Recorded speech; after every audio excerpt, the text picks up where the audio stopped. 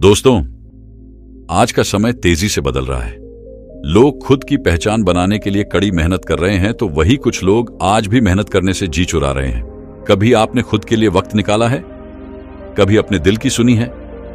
क्या आप अपने पसंद का काम कर रहे हैं? आप सोच रहे होंगे कि यह क्या सवाल हुआ। चलिए पहले एक कहानी पढ़ते हैं। एक बार 4 लड़के अपने प्रतिभा और ज्ञान को जानने के लिए एक संत के पास पहुंचे। संत के वहां पहुंचने के बाद उन्होंने अपने दिल की बात संत को बताई। तब संत ने कहा, इससे पहले कि मैं आपको ज्ञान और प्रतिभा के बारे में कुछ बताऊं, आप मेरा एक छोटा सा काम करके लाओ। उन्होंने चारों को एक एक तोता दिया और उनसे कहा कि इनकी गर्दन ऐसी जगह जाकर मरो दना जहां आपको कोई देख ना सके। बस फिर क्या था, चारों चले गए गर्दन मरोदने के लिए। पहला लड़का दोपहर में एक सुनसान रास्ते में गया। उस समय लोग अपने घरों में सो रहे थे, तो उसको मौका मिल गया और तोता की गर्दन मरोद कर उसे लाकर संत के सामने रख दिया।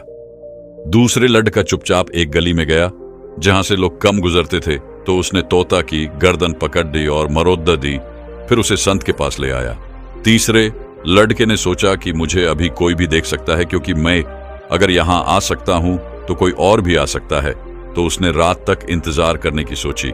फिर रात होते ही गर्दन मरोद कर तोता को संत के सामने रख दिया। परंतु एक हफ्ता हो गया, वह चौथा लड़का अभी तक नहीं आया था। तो संत ने उन तीनों को उसे खोजने के लिए भेजा। वे तीनों उसे ढूंढ के ले आए, तो संत ने उससे 1 हफ्ते तक गायब होने का कारण पूछा। तब वह लड़का बोला, मैंने दिन के बजाय इसकी गर्दन रात को मरोड़ने की सोची, पर रात को चांद तारे देख रहे थे।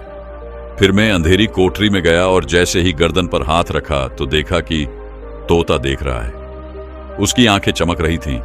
फिर मैंने इसकी आंखें बांध दी।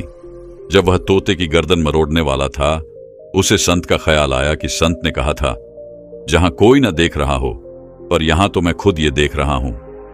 वह मुश्किल में था, इसलिए उसने बड़े विनम्रता से तोता संत को लौटा दिया और कहा कि मैं ये नहीं कर सकता, क्योंकि मैं चाहे कितने ही अंधेरे में चला जाऊं कि कोई मुझे न देखे, पर मैं तो ये देख रहा होऊंगा, और आपने कहा था कि कोई न देख पाए।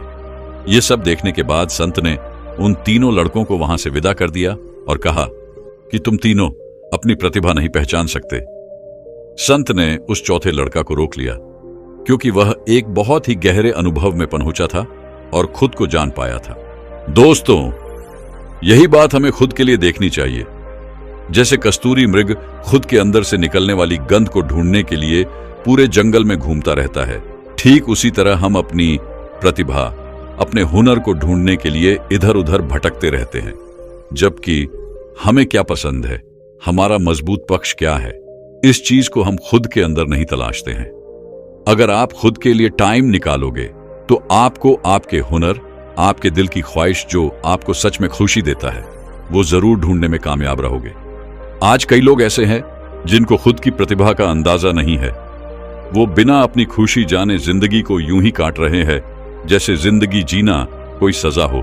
मेरे कहने का तात्पर्य सिर्फ ये है कि आप यूं ही लाइफ को बर्बाद मत करो, बल्कि जो आपका टैलेंट है उसको जानो, और अगर एक बार जान गए तो फिर पूरे दिल से जुट जाओ उसे पाने के लिए।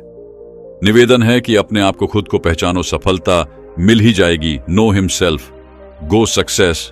इन हिंदी कैसी लगी, हमें अपने कमेंट के माध्यम से जरूर बताइए, क्योंकि आपका एक कमेंट हमें और बेहतर लिखने के लिए प्रोत्साहित करेगा।